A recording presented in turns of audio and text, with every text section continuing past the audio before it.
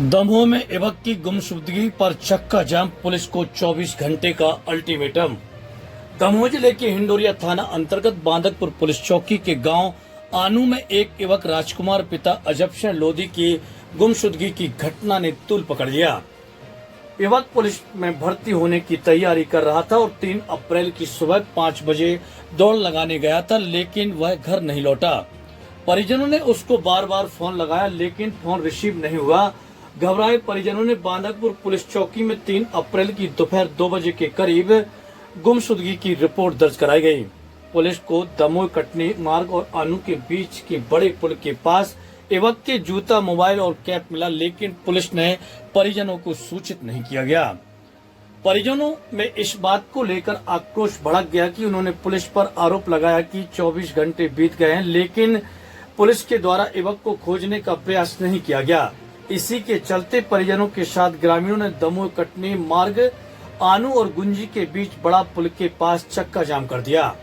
चक्का जाम की खबर मिलते ही पुलिस प्रशासन के हाथ पैर फूल गए और additional SP Sandeep Mishra, SDM RL Bagri के द्वारा परिजनों को समझाइश दी गई और भरोसा दिलाया गया कि युवक को अति शीघ्र खोजने में जुट गए हैं और शीघ्र युवक का पता लगाया जाएगा। जिसके बाद परिजनों ने चक्का जाम खोल दिया है, लेकिन पुलिस प्रशासन को 24 घंटे का समय दिया है। यदि 24 घंटे के अंदर युवक का पता नहीं लगता तो पुनः इसी जगह पर चक्का जाम किया जाएगा।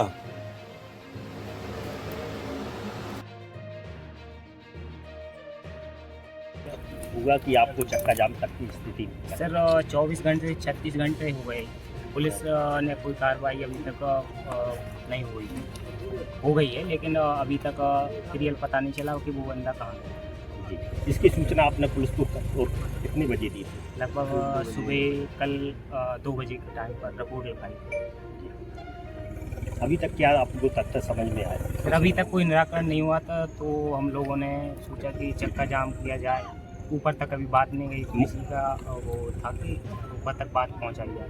मौके पर जहाँ पे आप लोग बता रहे कि मोबाइल मिला, क्या मोबाइल भी मिला, कपड़े भी मिले, उसके तौलिया भी मिली है और जूते भी मिले। साथ में था कोई साथ में कोई नहीं, अकेला आया था वो। नाम क्या है?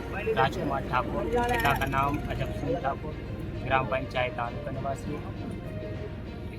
अभी 4-5 दिन पहले एक घटना और हुई। अभी 4-5 दिन पहले एक घटना भी हुई थी, जिसमें 2 बंदे आए थे गाड़ी पर, एक छोटे से बच्चे को बिठाया और उससे बात करने लगे कि किडनी निकाल रहे हैं, जो निकाल रहा वो निकाल रहा है, गाड़ी में से कूद रहा है। ठीक है, उसने जान बचाई अपनी और गाड़ी अपने आप दोनों बंदे भाग गए। इस घटनाक्रम की सूचना आपने पुलिस में दर्ज कराई थी? हाँ, कराई। किस थाने में कराई थी?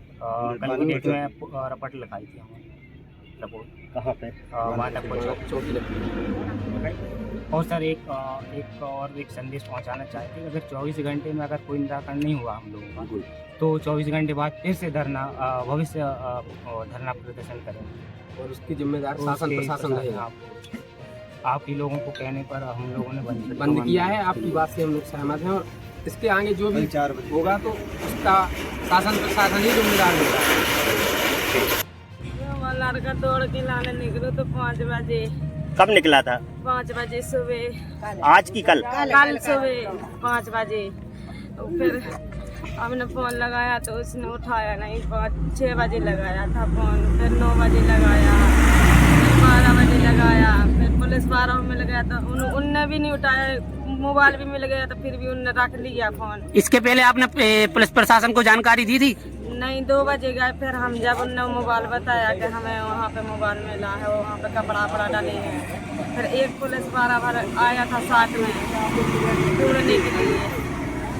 फिर हमारे रात में आज 200-300 आदमी ढूंढने के लाने यहाँ पे। आपको क्या संदेह हो रहा है? हम क्या बता दें अब। हाँ, कोनो ने किडनैप कर ला के का कर दा है, कोनो बांध के डाले कहीं। किसी से बात विवाद? किसी से नहीं थी। वो तो पुलिस की तैयारी कर रहा तो कहते पुलिस में होने हमें मजदूरी कराते हमारे दिन रात और पढ़ाते इसके लाने। ठीक है। लापता होने की घटना सामने आया है। बिल्कुल, कल एक युवक यहाँ के आनंद गाँव की लापता हुई थी और उसकी खोजबीन जारी है और उसमें हमारे एडिशनल एसपी साहब पूरी टीम के साथ लगे निश्चित रूप से सफलता मिलेगी। अभी तक क्या तथ्य सामने आए?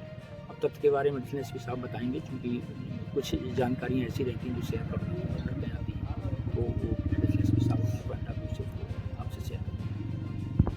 कि सर एक घटनाक्रम सामने आया कि जिसमें एक युवक लापता हुआ है। देखिए, घटनाक्रम अभी सामने कल आया था सामने, उसमें हम लोग की टीम काम कर रही है और उस पर हम लोग पता लगा रहे हैं कि उसके एक जो लड़का लाखोमा हुआ है वो कहाँ है, कोई उसके साथ फॉल प्ले तो नहीं हुआ है। उसके ये साइबर की टीम, फोरेंसिक टीम, सभी टीम काम कर रही है।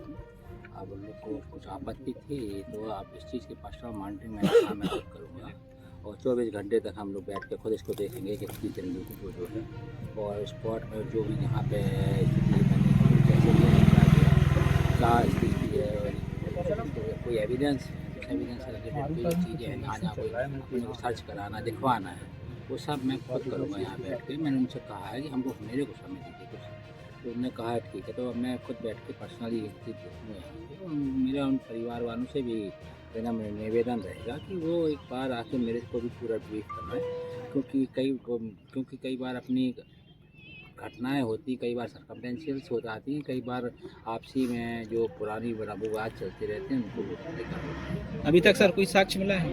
अभी तक वो जांच में कुछ चीज़ें हैं जो चल रही हैं, क्योंकि इन्वेस्टिगेशन हम लोग ओपन नहीं करते पूरा, पर हम उनको भी सुनेंगे पूरा अभी बैठ के में। और जो एविडेंस हैं उनके लिए हमने टीमें बुलाई हैं, साइबर टीम यहाँ काम कर रही है ऑलरेडी, और इसके अलावा भी फोरेंसिक साइंस में बहुत सी टीम हम लोग की बुला के काम कर रही हैं और लग के मैं खुद यहाँ रहूँगा।